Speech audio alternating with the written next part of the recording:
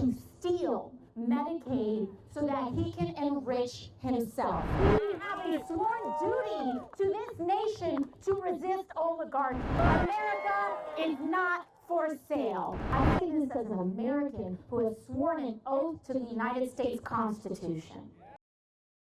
Let's watch an AOC rally in New York, as I think she truly represents the kind of Democrat we need moving forward, especially in a constitutional crisis like the one we seem to be in right now. So let's jump right into it. Make sure you like the video. It helps us out a ton, and subscribe to the channel if you haven't already. Elon Musk is not going after efficiency. He's not going after making these things better for people. He's trying to steal Medicaid so that he can enrich himself. He is trying to steal and gut NASA to align his pockets with SpaceX. He is trying to gut everything that is good in America for his own private profit. This is the culmination of what oligarchy is all about and what oligarchy seeks to do. It's the fusion of and the capture by the billionaire class of our democracy. So many great points to touch on here. This entire thing is for billionaires. It's the top 10% really, consolidating wealth and by default power. They want to do socialism for the rich, but free market capitalism for the poor. And you can't even say this is like a hypothetical. It's reality. And the proposal that's going through the House right now, there is calls for $880 billion in cuts from the House and Energy Commerce Committee, which oversees Medicaid.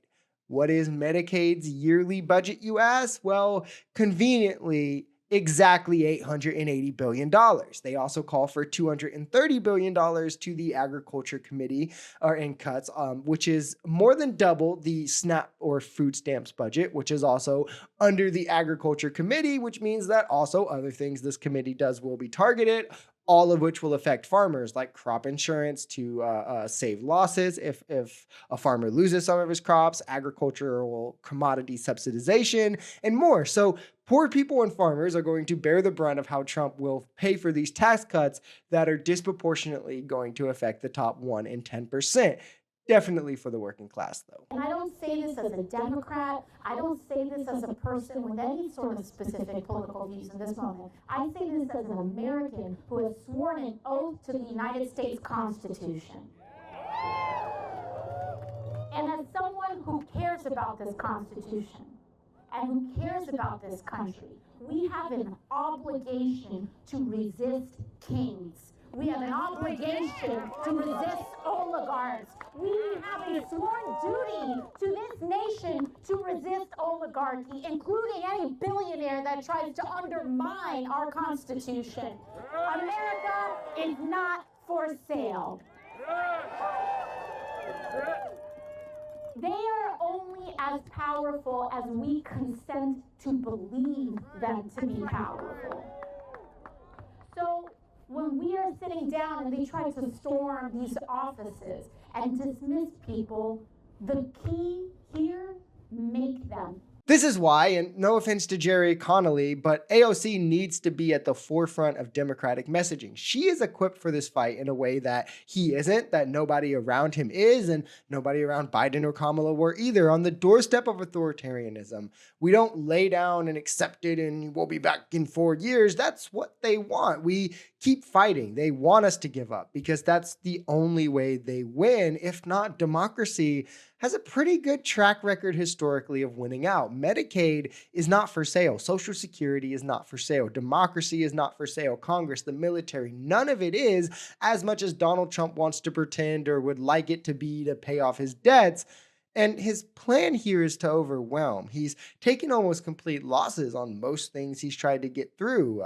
The federal funding freeze on the grants, a lot of what he's trying to allow DOGE to do has been blocked, birthright citizenship, this and that. But if he's constantly trying and he's only highlighting what is being destroyed, it gives a feeling of defeat, where AOC is rightfully pointing out this is where we push harder because it's in our blood as Americans. We fight fascism. We don't welcome it. We fight authoritarianism. We fight to preserve democracy. That is what makes us Americans, what makes us patriots. And that is what the Democratic Party, democracy, America needs to stand for these next 4 years, when those exact guardrails are going to be tested in ways that historically they just never have before. About 2 weeks ago, I was in Washington, D.C., and I got notice.